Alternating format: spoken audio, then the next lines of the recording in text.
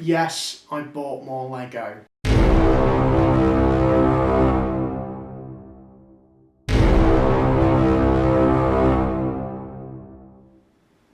Hello FIGGIE collectors, this is me, DaddyLeast1000, back again with another Lego Star Wars review. You know where I said in my last review of the Indiana Jones Temple of the Golden Idol that I don't tend to buy Lego? That's very true, but it's 25 years of Lego Star Wars, do you know? And if you don't, I'm here to tell you. And I think that's quite a monument, quite a milestone that I kind of wanted to have something in my collection to commemorate. Lego Star Wars was the thing that got me into Star Wars collecting. Before buying figures, before being a FIGGIE fiend and collector, I bought Lego Star Wars. It was my gateway drug to the fandom franchise that I now know and love. What was the first Lego Star Wars set I got, you ask? Jar Jar Binks and Captain Tarpals and Bumbers.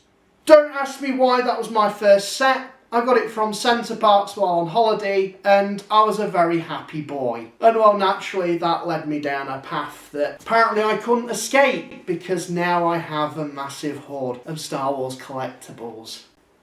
So naturally I did move away from Lego, but I have every so often come back to it if the item does pull at my wallet. And well, this item did pull at my wallet, along with a lot of the other Lego sets that Lego are doing this year. It is none other than this! Lego Star Wars Millennium Falcon. They did do a sort of sizey one like this before, quite some time ago.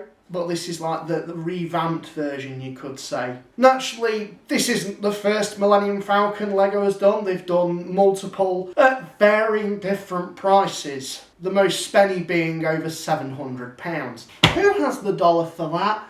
Hell no, not me. So this really fits into my budget and it's still quite spenny. So is it worth it? Let's take a look, shall we? Starting off with the packaging, of course. People love looking at packaging, apparently. So starting off, you've got a lovely box art, very high-end look that Lego seems to be going now with just black and the picture of the product and the name of the thing and Star Wars Lego logo and some additional information at the bottom there. I do kind of miss the days when Lego used to do the janky Photoshop. Don't know if that's just me. Pop your thoughts on that in the comments down below. But this is definitely appeasing to more of a high-end sort of adult market, you could say. Nonetheless though, nice does the job packaging. On the side, you've got a picture of the product or like an aerial view of it. Lego Star Wars. Back, lovely product shot of the vehicle or the set itself at a different angle. Picture from the film, although I think that's quite a weird picture to have chosen, but nonetheless that's Lego's decision. You've also got a bit of a dimension look at the set as well, just there. And then on this side you've got a ton of illegal garble. Likewise, emotional damage. Likewise on the bottom there as well.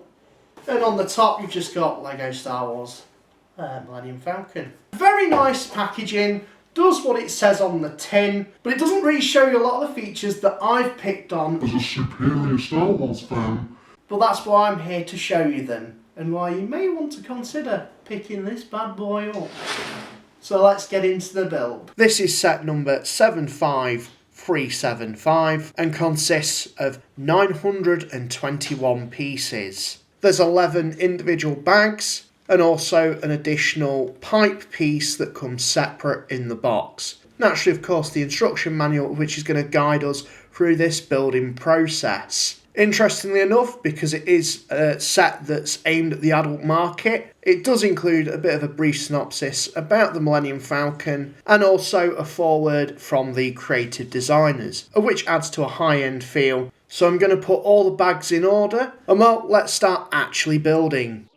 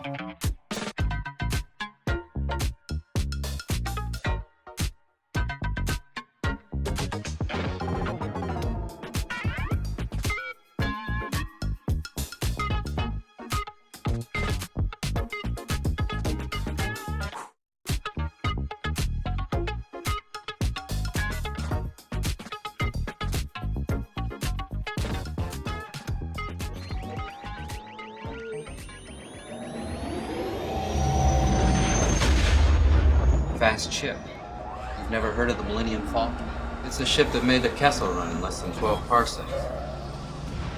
So here we have the Millennium Falcon, the most iconic ship in Star Wars, and it made complete sense, I think, for LEGO to have done this in this scale to celebrate, really, the 25 years of LEGO Star Wars. There are plenty of vehicles that LEGO could do in this sort of scale and build style, and I, for one, look forward to what they do release in the future, particularly because this suits a more smaller budget range. It's still spenny, but it suits a more smaller budget, which is great because, again, who has £700 for a Millennium Falcon that they can drop just like that? I'll put a click sound in there.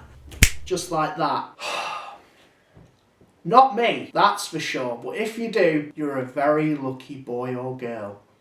Or they, them. And I'm very jealous of you. This suits me down to the ground. It's compact enough for where I can display it. It sits quite nicely on a bookshelf. And again, this is really going for an adult market. And while I would have loved to have the minifigs to sit inside a Millennium Falcon, of which this isn't really going to feature because of the size of it, and of course who it's marketed for, LEGO does sort of compromise for this in the actual build itself, of which I thought was really, really unique and added to the experience, the building experience of this set, of which I've not really had before. Throughout the build, there's these little tiny stud pieces that LEGO tells you to assemble. And you think, why am I doing this?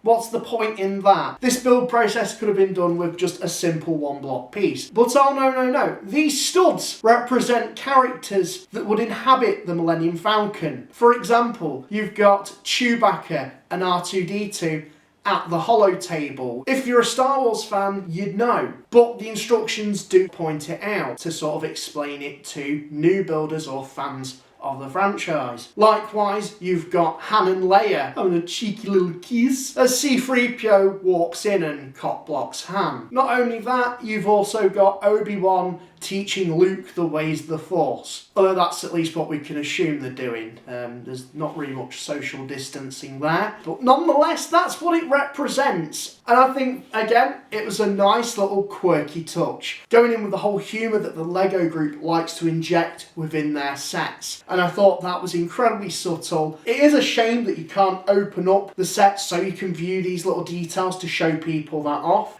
without completely really dismantling it. But it's, in terms of the build process, it's a nice feature nonetheless. Additionally as well, something that I picked up on was a little roller skate piece. Now this is the only roller skate piece that's included within the build of the set. Now I know this little piece is something that LEGO tends to use within their micro build or LEGO City micro builds to represent cars. And this made me think, this is a reference to the Force Awakens set Falcon that they used to film. And Bad Robot, who is J.J. Abrams' production company, did release in the run-up to Force Awakens a cheeky little set shot showing the underside of the Falcon, and as they slowly panned along,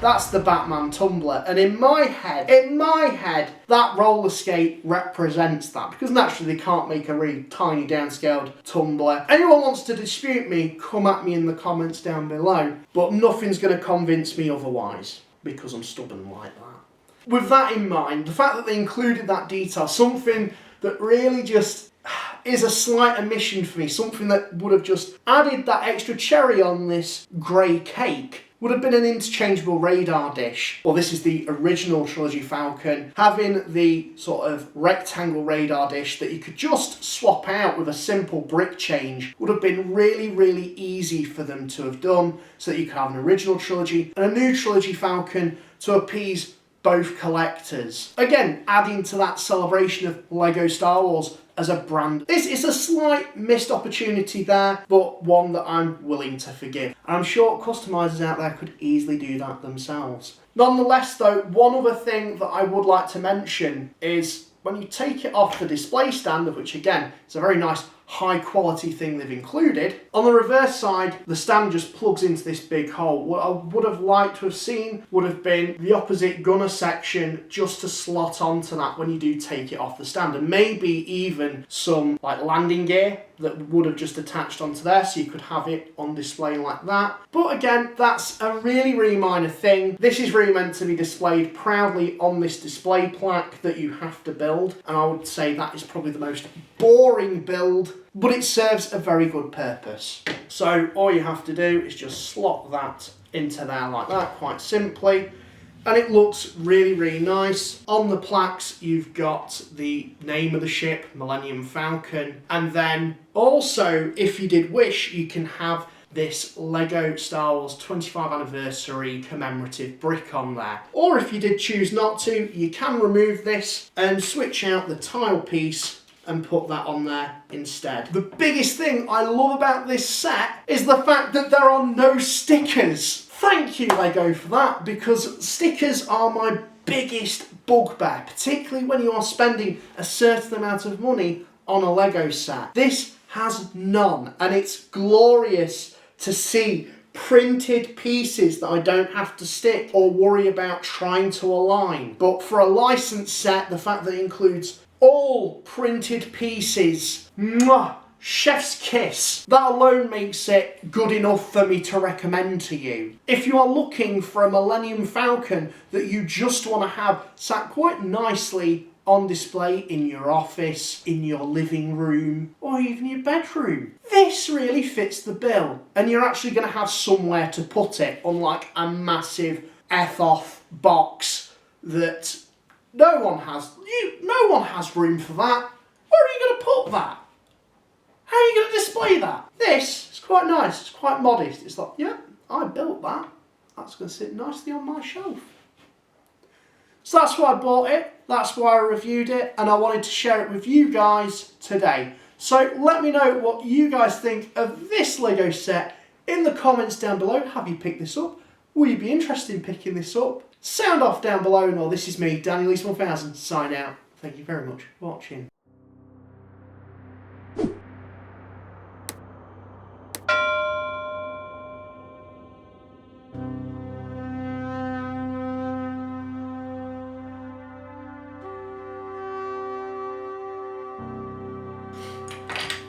Oh, cocky and womble.